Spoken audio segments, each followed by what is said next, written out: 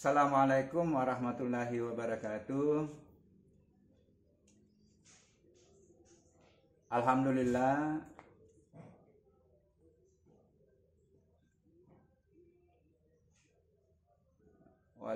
Alhamdulillahirabbil alamin. Alladzi khalaqas samawati wal arda ma bainahuma. Huwallazi khalaqa lakum ma fil ardi jami'a. Asyhadu an la ilaha illallah wahdahu la syarikalah wa asyhadu anna Muhammadan abduhu wa rasuluh la nabiyya wa la rasula ba'da. Qala Allah ta'ala fil kitabil karim, ya ayyuhallazina amanu taqullaha ittaqullaha haqqa tuqatih wa la tamutunna illa wa antum muslimun.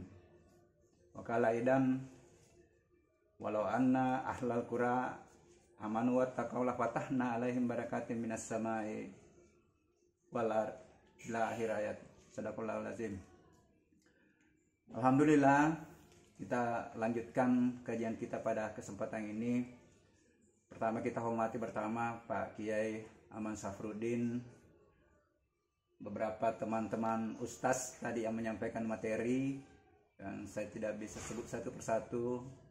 Ustaz Aceng, Pak Agus, mudah-mudahan sudah ada Pak Agus juga bergabung, Pak Riyadi.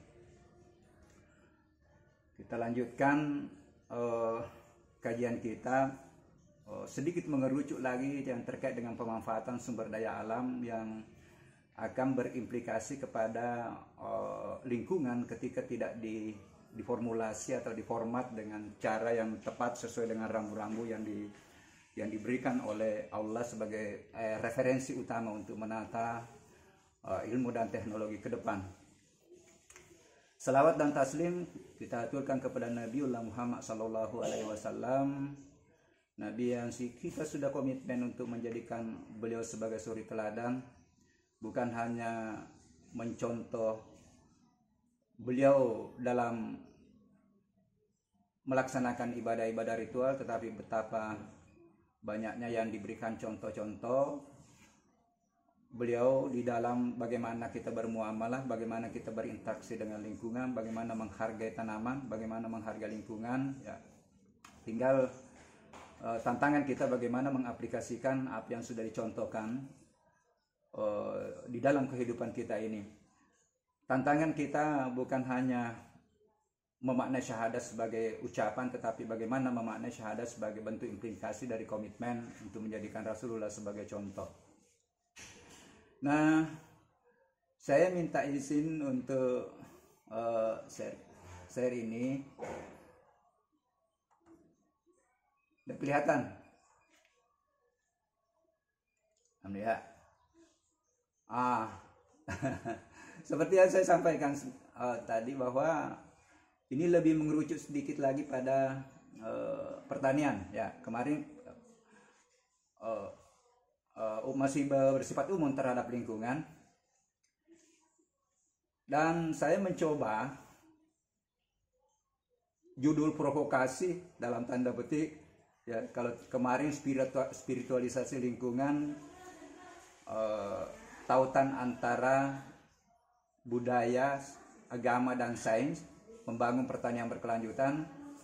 Nah, ini khusus di pertanian, bagaimana spiritualisasi ilmu pertanian teknologi, ilmu teknologi pertanian membangun peradaban mulia di masa yang akan datang.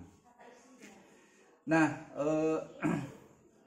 seperti yang saya sampaikan tadi, bahwa pembahasan kita yang pertama dan kedua, selalu saya menyampaikan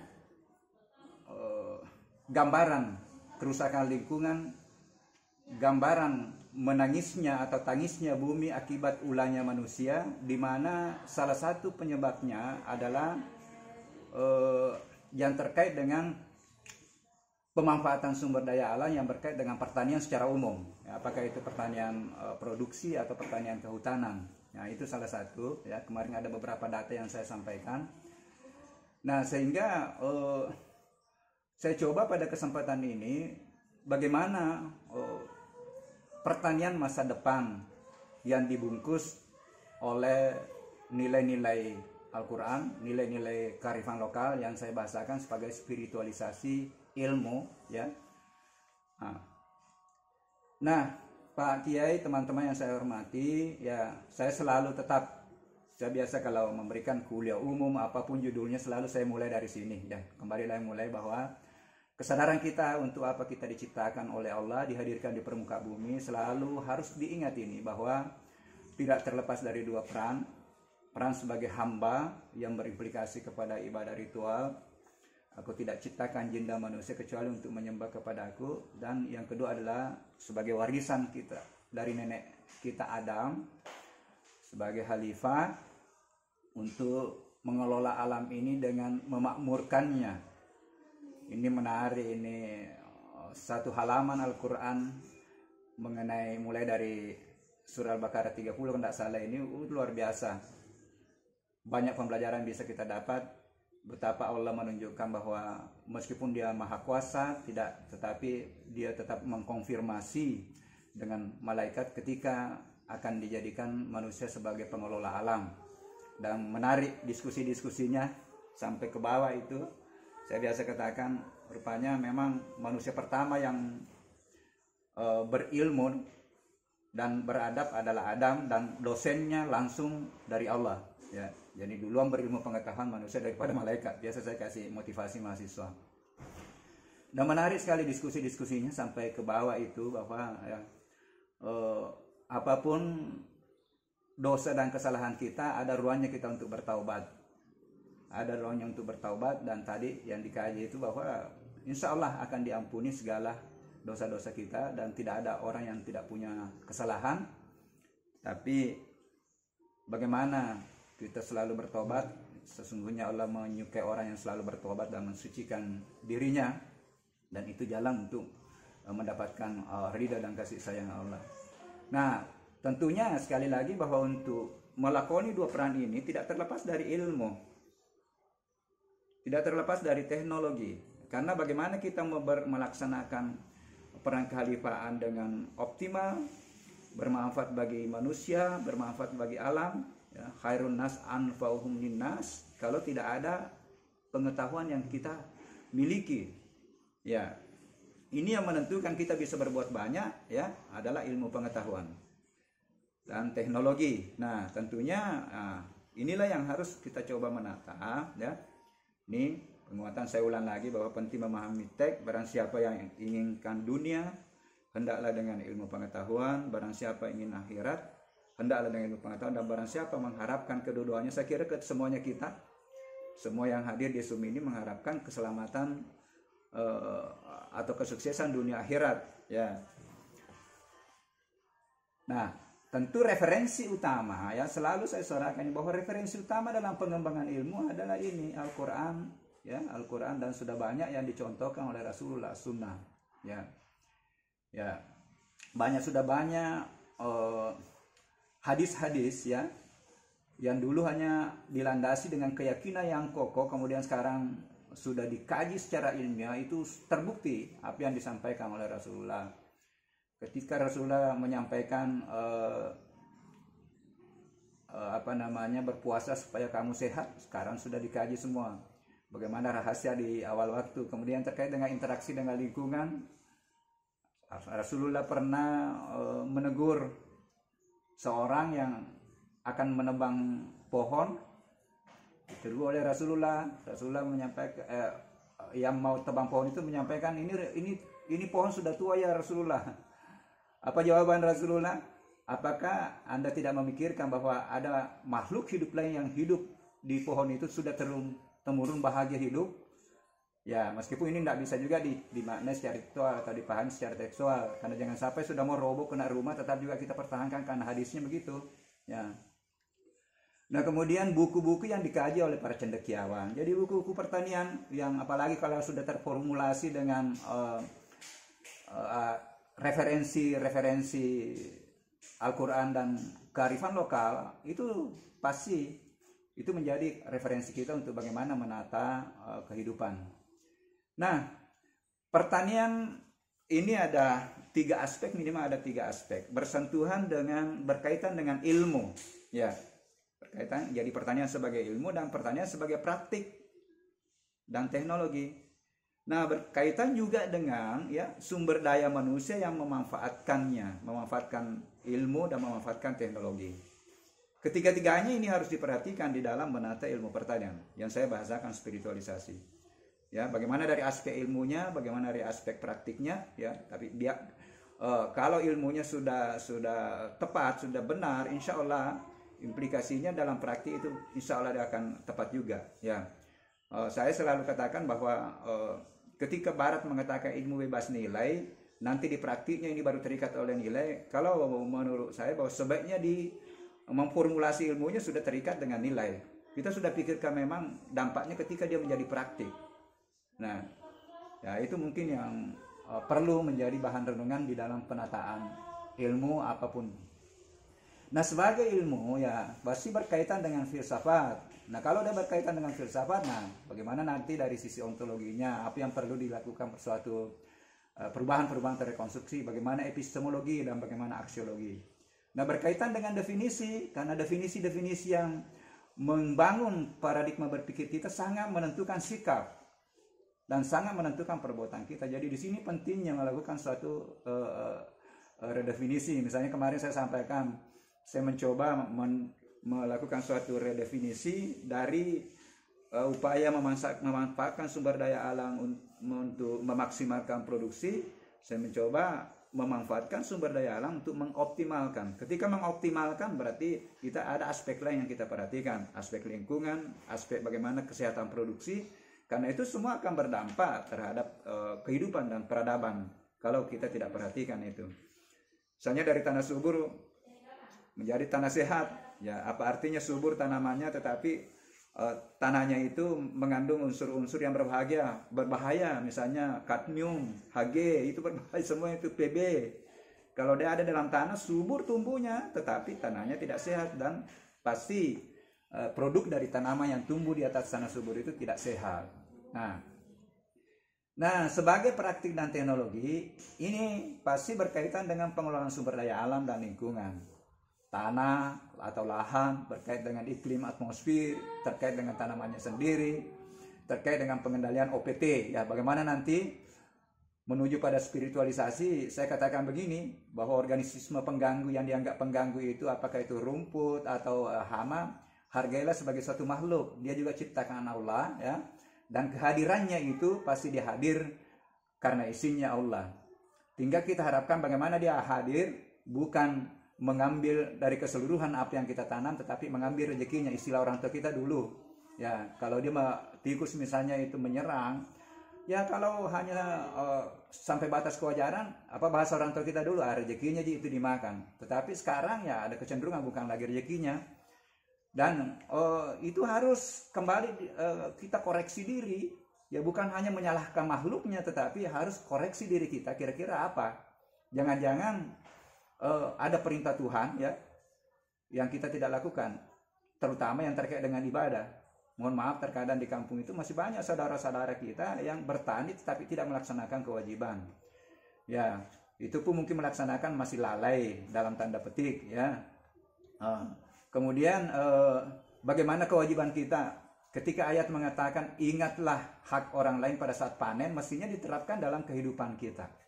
Nah, ini masih jarang sekali dilakukan di kalangan masyarakat petani. Berkaitan dengan kemanusiaan, kealaman spiritualnya. Nah, ini. Jadi, belajar dari perkembangan teknologi pertanian, ya, mulai dari awal ya, ini pertanian tradisional dulu, tradisional subsisten, ya, yang dipraktekkan oleh nenek moyang kita, ini masih sistem alami. Nah, pada saat itu memang masih memungkinkan karena ya penduduk bumi ini masih sedikit ya. Nah, sekarang kan sudah hampir 7 miliar kalau tidak salah ya. Lahan luas, ya, air masih tidak ada masalah, masih cukup, masih jernih, masih sehat ya. Nah, ini tanahnya subur.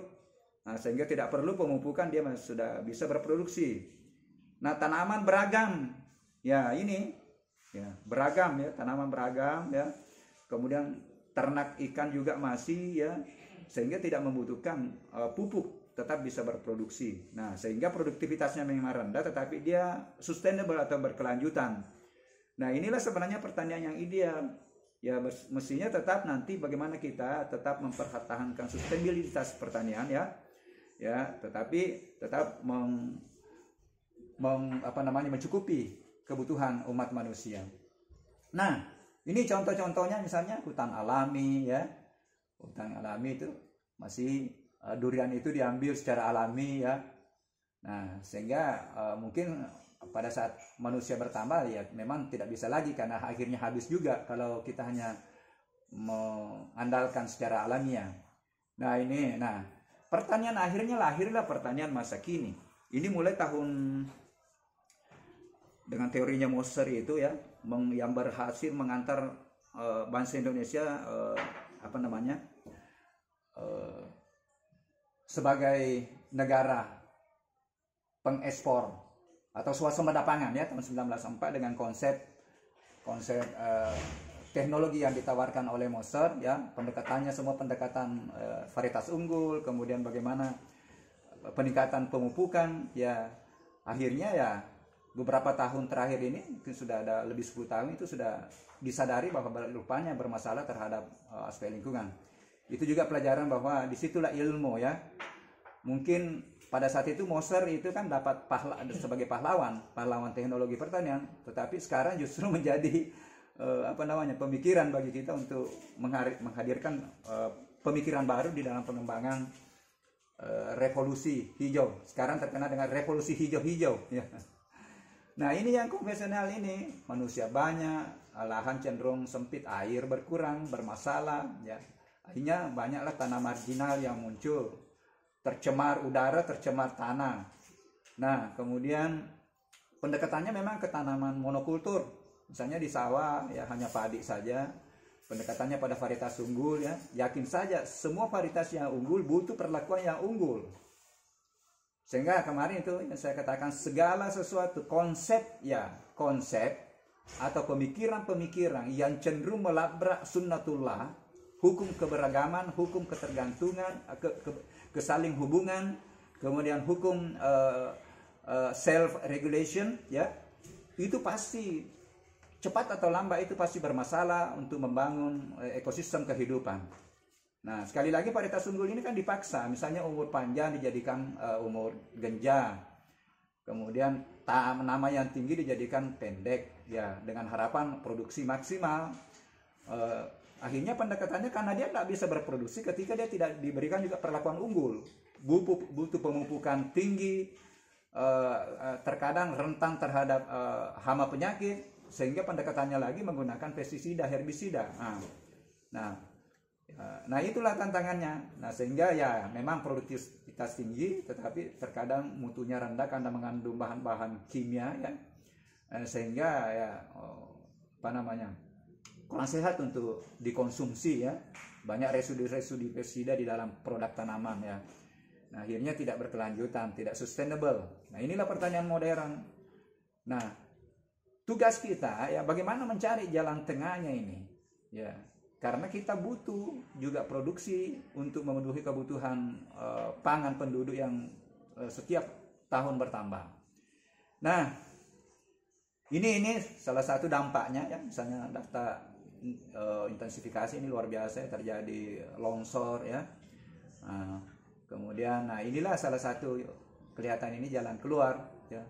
Kita coba dari monokultur menjadi multikultur atau polikultur ya, dengan konsep pertanian terpadu. Nah, bagaimana kalau dia lahannya miring ya, kita terapkan sistem agroforestry atau sistem alih cropping misalnya ya, supaya ada tanaman yang berfungsi sebagai penahan erosi ya. Nah itu ya, ini permasalahan-permasalahan yang muncul dari tadi perkembangan teknologi masuk kepada teknologi pertanian modern ya, degradasi lahan, erosi. Nah, ini juga yang efek eutrofikasi Pak Kiai, teman-teman, eutrofikasi di mana daerah-daerah resapan air ya itu terjadi pendangkalan ya. Kenapa? Nah, di situ pemupukan di daerah aliran sungai yang tidak terkontrol itu akan mengalir dibawa oleh sungai, dibawa oleh air, kemudian dia akan terakumulasi pada daerah misalnya di danau, akhirnya tumbuhlah gulma-gulma yang bisa menutupi resapan air atau danau-danau, terjadi pendangkalan. Ini disebut dengan eutrofikasi. Nah, kemudian residu agrokimia, pestisida, pupuk ini luar biasa mencemari air tanah ya, yang berdampak negatif terhadap kehidupan, memunculkan penyakit-penyakit baru ya. Dari efek dari nitrifikasi itu ya luar biasa juga ya. Karena memang secara secara kesehatan itu sudah ada ambang batas berapa miligram atau berapa mililiter kandungan nitrat di dalam air yang layak untuk diminum misalnya. Sekarang berdasarkan penelitian sumur-sumur atau sumber air di sekitar persawahan itu sudah di atas ambang batas. Kemudian ini lingkungan global ya, pemanasan global karena emisi gas rumah kaca ya, karbon dioksida ya. Ini karena tanaman yang mengikat karbon itu dihabisi dalam tanda petik atau di rusak, yang dieksploitasi secara berlebihan oleh manusia. Nah, ini metan yang berasal dari lahan sawah pada saat kondisi sawah itu diairi. Karena apa yang terjadi pada saat diairi itu terjadi proses yang disebut dengan dekomposisi bahan organik secara anaerob, sehingga hasilnya itu metan ini terbang juga ke atmosfer yang bisa menjadi gas rumah kaca. Nah, permasalahan kecukupan pemenuhan pangan ya. Nah, bagaimana ini sebagai solusi? Spiritualisasi ilmu dan teknologi pertanian yang bisa membangun peradaban. Tentu kita mencoba mencari jalan tengah ya dari apa? Nah, berawal dari rekonstruksi filsafat. Ini secara umum. Jadi misalnya dari sisi ontologi, dari hakikinya ilmu ya, dari objek kajiannya ilmu, ya ini sudah harus, misalnya kalau pertanian, ketika objek kajiannya itu dulu secara parsial misalnya terfokus pada tanah, parsial pada tanaman, ya mungkin boleh jadi objek kajiannya adalah ekosistem. Jadi dia ekosistem, jadi objek kajiannya langsung ekosistem, sehingga kajian-kajian ilmunya itu sudah melihat bagaimana interaksi tanah, iklim, tanaman ya. Nah, itulah yang akan mengantar nanti pertanian yang ekologis ya. Kemudian dari epistemologinya ya. Ontologinya dulu kembali ke ontologinya.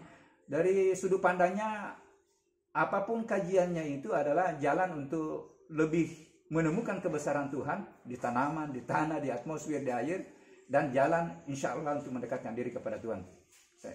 Ini yang saya coba suarakan semua bidang ilmu nanti, bahwa sudut pandangnya ya adalah jalan untuk, atau hakikinya jalan untuk lebih mengenal Tuhan dan jalan untuk mendekatkan diri kepada Tuhan. Nah, kalau itu sudah membangun paradigma ilmu itu, insya Allah apapun namanya ilmu itu ya kita akan dikontrol dengan rambu-rambu Tuhan ya, karena dimasukkan di dalam bagaimana sudut pandang ilmu itu, terutama ilmu politik, ilmu pemerintahan.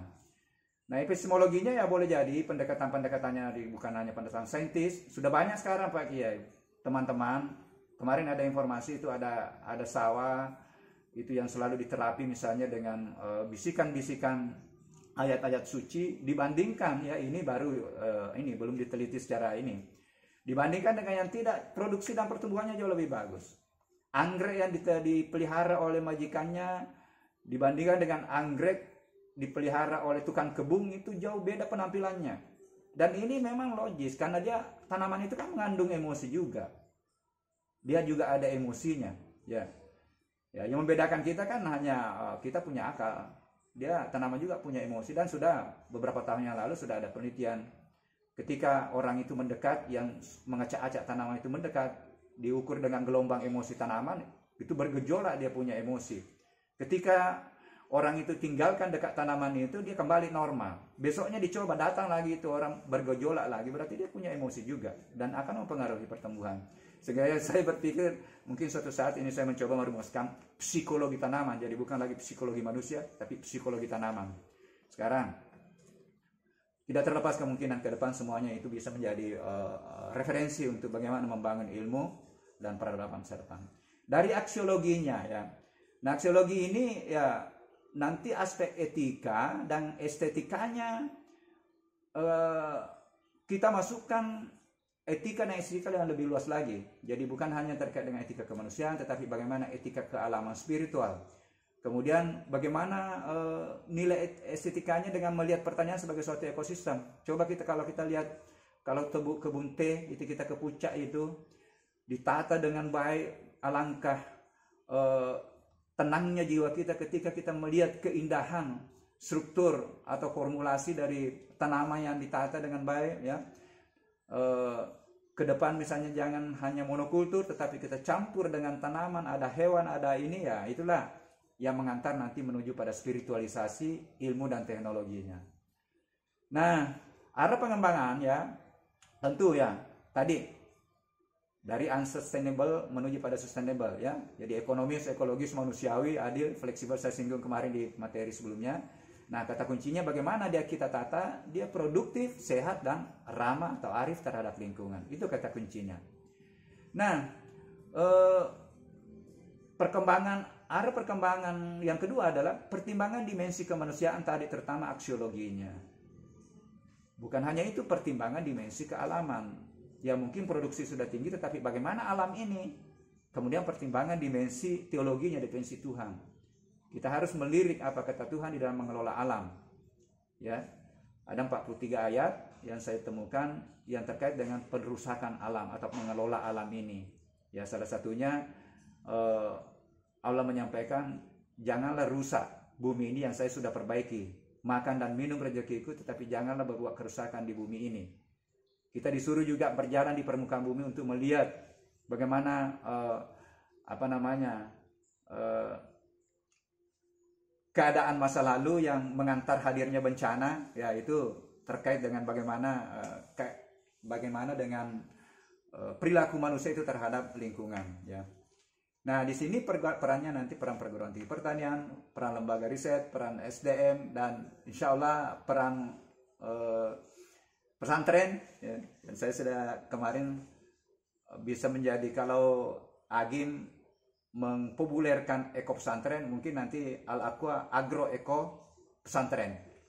Agro-eko pesantren. Jadi bagaimana kita tunjukkan nanti praktik-praktik pertanian di sana yang selain menjadi pembelajaran bagi anak didik kita, juga menjadi mungkin sumber bagaimana kita tunjukkan bahwa alam kita masih cukup untuk memenuhi kebutuhan, apalagi kalau hanya di lingkungan pesantren dan lahannya cukup luas, ya bisa memenuhi kebutuhan, ya. Di sana mungkin ada padi, ya, ada sayur-sayuran yang dikelola secara organik, secara terpadu. Nah, itu mudah-mudahan nanti.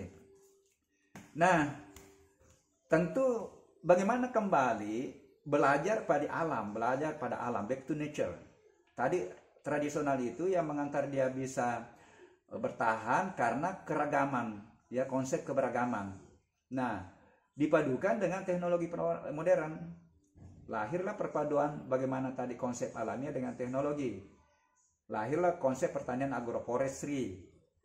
Lahir konsep pertanian agrosilvofishery misalnya. Lahir konsep pertanian memadukan ternak, memadukan puyuh dengan padi misalnya, ya. Ya, jadi harus kembali ke alam, belajar pada alam. Ya, belajar pada alam untuk menghadirkan nanti bagaimana pertanian yang spiritual, pertanian yang berkelanjutan. Nah, ini agroforestry misalnya, ya, ini sebenarnya kan sudah dipraktekkan dulu orang tua kita, ya, dengan sistem kebun yang beragam tanamannya, itu lebih lebih ramah terhadap lingkungan. Nah, ini ada di bawah kelapa ditanam coklat, kemudian di bawahnya masih ada tanaman-tanaman sayuran. Ini semua salah satu contoh-contoh sistem alternatif, ya. Untuk sementara alternatif mestinya menjadi pokok nanti, ya. Jadi segala yang dianggap alternatif sekarang, saya sangat yakin bahwa suatu saat justru dia menjadi utama. Pendekatan pengobatan dengan pendekatan kimia sekarang, saya yakin bahwa pendekatan ke depan itu yang menjadi alternatif adalah kimia. Nah, sehingga akan hadir lagi bagaimana pengobatan Nabi, bagaimana pengobatan alternatif. Saya yakin karena kesadaran manusia dengan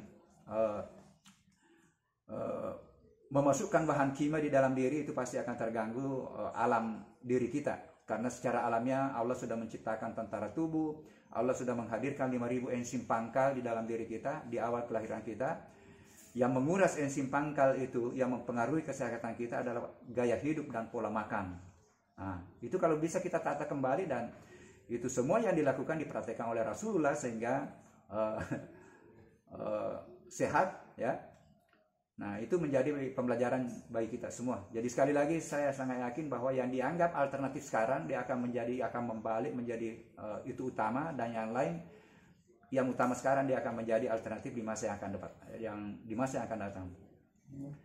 Nah, inilah solusi tadi yang tergambar, pertanian produktif sehat ramah lingkungan. Ya, salah satunya sistem terpadu. Bagaimana mengatur pola tanam. Nah, kalau padi memang tidak mungkin pada saat pertanaman padi itu dicampur antara padi dengan kedelai, tidak mungkin. Meskipun sudah ada mencoba mengkaji varietas tanaman kedelai yang bisa tahan di kondisi berair, tetapi itu tidak terlalu ini. Tetapi pola tanamnya bisa diatur. Misalnya setelah padi ditanami dengan kedelai atau padi kedelai. Nah, mohon maaf Pak Kiai, inilah teman-teman, saya terkadang kurang sepakat, misalnya dipaksakan 3 kali padi, pasti itu tidak ramah lingkungan. Hanya kelihatannya dalam jangka pendek produksinya secara total ini, tetapi itu akan merusak keberlanjutan, kesuburan dan kesehatan tanah. Begitu pula bagaimana serangan-serangan hama, karena dia kan tidak terputus, dia punya siklus hidup. Ketika dia diganti dulu dengan tanaman lain, dia akan berubah, dia akan terputus siklus hidup hama utamanya. Begitu pula kondisi tanah, ketika dia berair terus, itu akan melepaskan metan terus. Tetapi kalau dari berair kemudian berhenti lagi berair, dia berubah lagi. Nah, ini semua, bahkan sekarang ada kebijakan dipaksakan untuk 4 kali. Sampai saya sampaikan, saya mohon maaf, 3 kali pun saya pernah tidak sepakat. Nah, rupanya yang melaksanakan itu tidak sepakat, cuma hanya karena dorongan dari politik, ya, dari politik dalam tanda petik. Akhirnya itu teman, karena dia juga orang pertanian menjadi pejabat, saya cari katanya lahan-lahan memang yang tidak produktif, karena saya juga tidak sepakat sebenarnya. Luar biasa ini, kalau memang jadi pejabat terkadang kita mengikut karena ya dalam tanda petik yang penting Bapak senang, ya. Nah, pola pengharaan, ya, ini integrated plant nutrition system, ya. Jadi ini nanti ujung-ujungnya nanti keadaan terpaksa baru menggunakan pupuk kimia. Kalau di pesantren itu masih cukup ada pupuk kandang, masih cukup ada residu-residu tanaman yang kita bisa olah menjadi kompos, itu aja dulu dipakai. Apalagi untuk tanaman-tanaman sayuran yang dikonsumsi langsung, itu luar biasa. Nah, pola pengendalian OPT, nah ini konsepnya sudah lengkap, tetapi belum disentuh dalam konteks sentuhan spiritual. Apa itu yang saya maksud tadi, bahwa seluruh OPT yang hadir itu diciptakan oleh Allah dan hadir menyerang karena isinya. Yang harus dikoreksi ketika dia menyerang berlebihan, harus bukan hanya dikoreksi OPT-nya, tetapi harus koreksi diri kita. Nah, ini belum disentuh. Jadi baru konsep-konsep OPT ini keputusan terakhir baru mengambil pestisida, tetapi pendekatan-pendekatan spiritualnya di dalam membangun paradigma berpikir anak didik kita belum. Nah, ini yang saya istilahkan spiritualisasi. Nah, ya. Inilah intensifikasi yang rasional yang disuarakan sekarang, revolusi hijau-hijau, ya. Sistem input teknologi, ya, berubah dari high input teknologi, ya, menuju pada berimbang atau external input yang rendah, ya.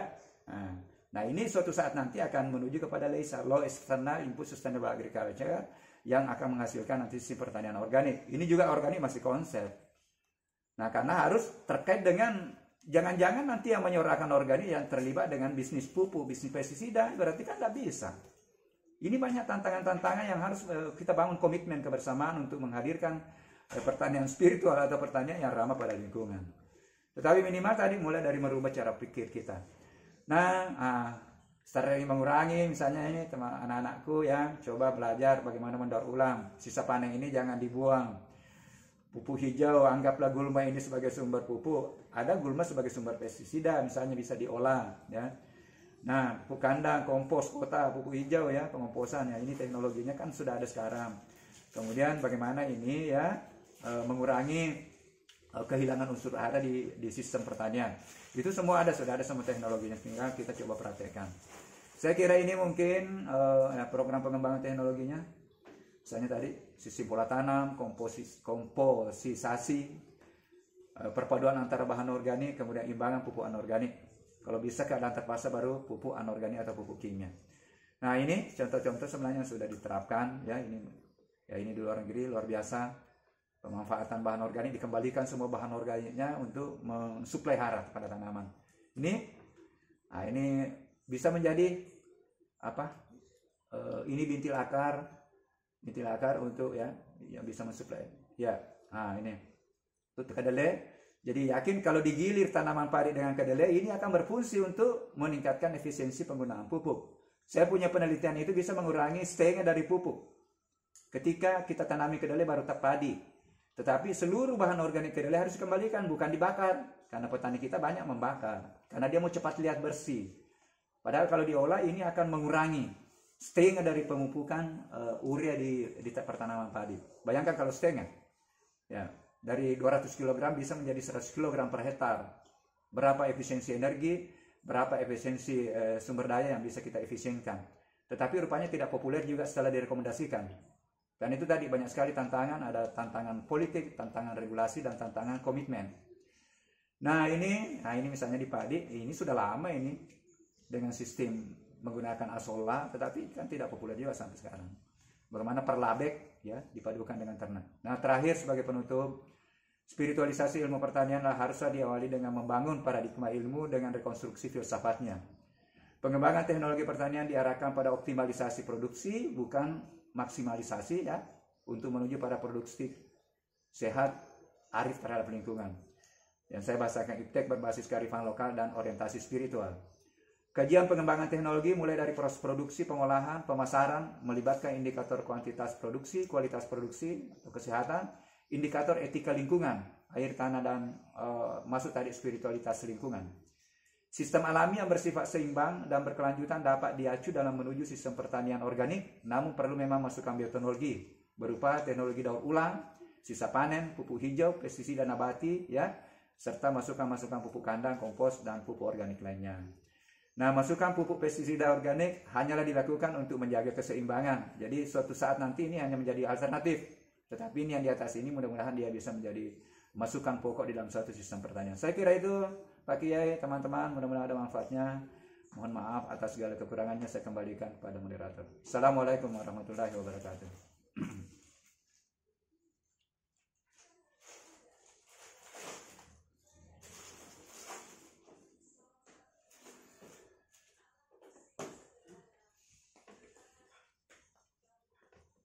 Ya.